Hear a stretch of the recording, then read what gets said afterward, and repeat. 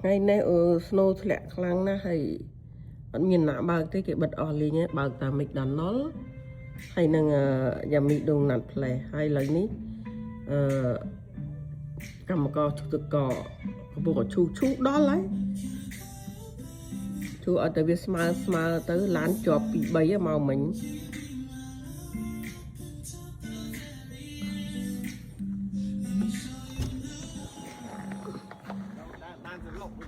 វាលទឹកកក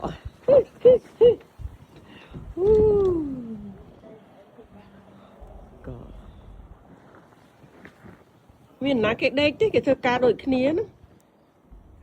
កើតមកមើលទៅជឿរហូត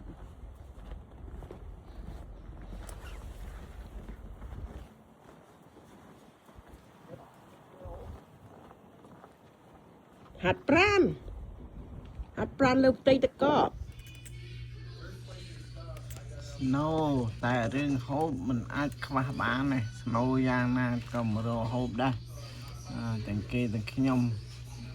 ដើម្បីចិញ្ចឹមជីវិតអាហ្នឹង